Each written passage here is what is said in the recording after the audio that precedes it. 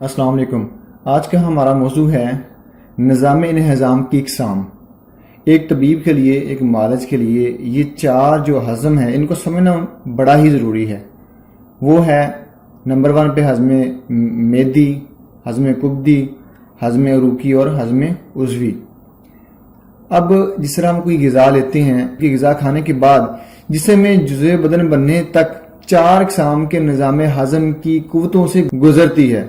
यानी कि अगर हम मिसाल लेते हैं कि आपकी बॉडी के सेल्स हैं, आपकी बॉडी के टिश्यूज़ हैं या आर्गन्स हैं, वो नंबर 1 पे आपने ग़िज़ा ली, ग़िज़ा पहले हज़म हुई, हज़म होने के बाद आपकी बॉडी में गई और वहाँ पे फिर हज़म के प्रोसेस से गुजरी। यानी कि ये हज़म होने के बाद 3 प्रोसेस होते हैं, यानी कि फिर जाके आपकी बॉडी सेल्स में या आर्गन्स में या आपकी बॉडी टिश्यूज में यानी कि बाफत में जाकर कन्वर्ट होती है। अब हमने देखना ही होता है कि आया कि आप जब इलाज के मामले में आते हैं आपकी कौन सा हज़म आपका मुतासर है, और ये एक दूसरे के साथ के इंटरलिंक हैं, ये सारे के सारे यानी कि तावन से कोऑपरेट से चल रही हैं। अगर एक निज़ाम हज़म खराब होता है तो यकीनन बाकी जो हज़म है वो भी मुतासर होते हैं।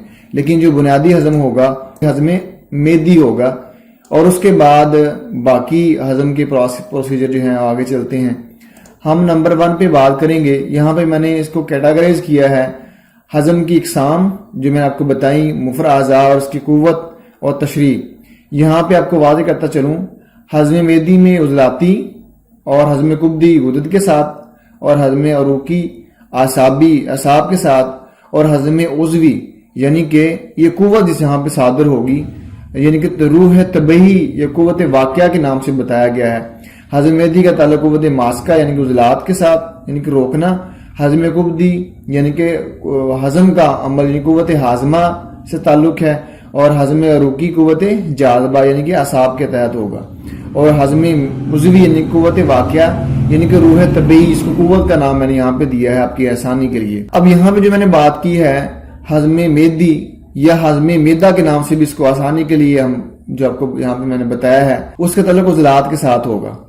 अब ये गट यानी गट का मतलब है यानी मुंह से मेदा तक हज़म का जो अमल है वो हज़म मेदी में आएगा, यानी कि मुंह से मिकद यानी कि इनस तक जो प्रोसीजर है यानी ग़िज़ा जब आपकी आंतों में जाएगी यानी कि मुंह से होते हुए आपके स्टोमिक और इंटेस्टाइन, स्मॉल और बाद में लार्ज इंटेस्टाइन, ये पूरा रास्ता जिसको गट के नाम से भी जानते हैं, ये रास्ता पहला हज़म होगा खुराक जब आप उसको लेते हैं। जहां पे आपका मैदा निज़ाम इंहज़ाम के नाम से जानते हैं, ये पहला हज़म होगा। ये हज़म होने के बाद खुराक फिर आपके खून में जाएगी यानी कि ब्लड आप कह सकते हैं आसानी के लिए।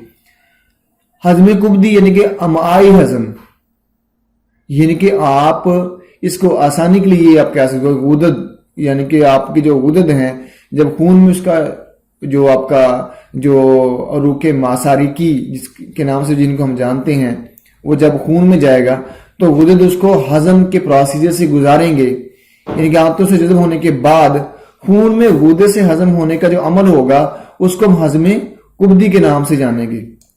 और पहले का फुजला जो पखाना होगा यानी कि स्टूल और हज़म कुब्दी का जो फुजला होगा उसको हम पेशाब बोलेंगे।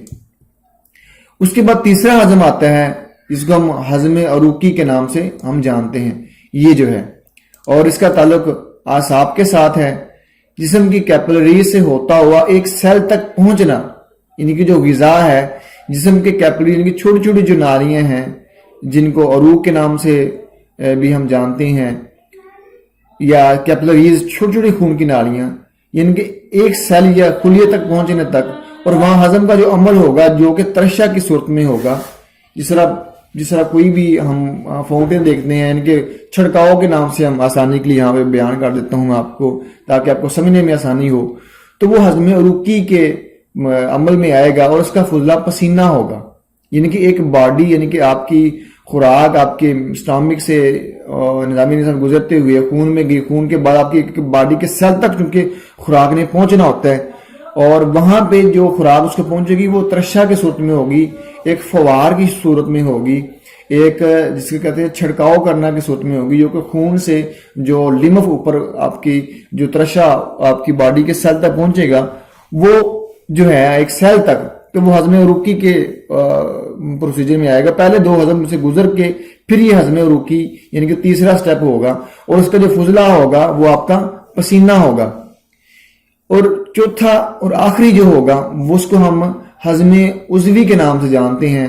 اس کو روح طبعی یا روح طبعی کے نام سے بھی ہم جان سکتے ہیں, یعنی کہ جہاں پہ جو ہم نے بات کی تھی مفر اعضاء کے حوالے سے, تو ہضم یعنی کہ روح طبعی. اور یہ جو ہے بیسیکلی یہ خون کے لطیف حصے سے سیل کا بننا, یعنی کہ خون کے 2 حصے اب اس کو کیٹاگرائز کریں گے, خون کا کثیف حصہ اور خون کا لطیف حصہ. جو اس کا کثیف حصہ ہوگا وہ پسینہ کی صورت میں یعنی کہ اس کا خراج ہوگا, یا پھر اس کو ہم کہہ سکتے ہیں جو اس کا فضلہ ہوگا وہ اس نے دوبارہ خون میں پھینکنا ہوتا ہے, جو کہ یورین کی اس کا خراج ہو جاتا ہے. جو اب سیل چونکہ بننا ہوتا ہے وہ جو ترشا آپ کی باڈی کا یعنی کہ جو تیسرے ہضم عروقی میں ہوگا وہ آپ کی باڈی کے ایک سیل کو جو خوراک پہنچے گی اس سے جو لطیف حصہ یعنی کہ جو صحیح حصہ سیل جس سے سیل بنے گا, یعنی کہ ایک سیل جو ہے وہ خوراک حاصل بھی کرتا ہے اور اپنا فضلہ خون میں پھینکتا بھی ہے اور باہر بھی پھینکتا ہے اور اپنے سے بچے بھی پیدا کرتا ہے. وہ جو اس سے جو آگی نسل ہوگی جو کہ ایک سے نیا سیل بنے گا. اب اس کو قوت کو ہم کہہ سکتے قوتوں کا صادر ہونا. میں نے آپ کی آسانی کے لیے تاکہ آپ کی انڈرسٹینڈنگ ہو میں نے یہاں پہ بیان کیا ہے فضلہ جو اس کا ہوگا وہ سانس آپ کہہ سکتے ہیں. آپ کی آسانی کے لیے یہاں پہ میں نے بیان کیا. یقیناً یہ ویڈیو آپ کے لیے بڑی ہی مفید ثابت ہوگی. میں نے یہاں پہ جو چیزیں آپ کو بیان کی ہے آسان طریقے سے بیان کرنے کی کوشش کی ہے. یہاں پہ مزید آپ کی آسانی کے لیے میں آپ کو بیان کر دیتا ہوں کہ آپ نے یہ جو 4 ہضم ہیں ان کو سمجھنا آپ کے لیے نمبر 1 بھی اس طرح آسان ہوگا. آپ نے جو اگر نظم اعضاء کو سمجھتے ہیں تو عضلاتی اور غدی اور اعصابی. ہضم میدی کو عضلاتی قوت ماسکہ میں آئے گا, ہضم کبدی غدی میں, اور ہضم عروقی اعصابی میں. اس سے مزید آسانی میں نے یہاں پہ یہ بیان کی ہے. آپ نے پہلا جو ہضم ہوگا اس کا فضلہ معدہ یعنی کہ معدے میں جو ہضم ہوگی وہ چیز پوری جو گٹ خوراک کی نالی جو ہوگی اس کا فضلہ پخانہ یعنی کہ پہلے ہضم کا فضلہ یعنی کہ ہضم میدی کا فضلہ پخانہ ہوگا یعنی کہ سٹول ہوگا. اور دوسرے ہضم یعنی کہ ہضم کبدی کا جو فضلہ ہوگا وہ پیشاب ہوگا. اور تیسرا جو ہضم ہوگا اس کا جو فضلہ ہوگا وہ پسینہ ہوگا. اور چوتھے کا فضلہ جو میں نے یہاں پہ ایڈیشن کے طور پر بیان کی ہے آپ کی آسانی کے لیے وہ فضلہ اس کا سانس ہوگا. یقیناً جب آپ ان کے فضلات کو ذہنی چینی رکھیں گے تو آپ کے لیے یہ 4 ہضم کو سمجھنا, انڈرسٹینڈ کرنا, میمورائز کرنا, یاد رکھنا آپ کے لیے یقیناً بہت ہی آسان ہوگا.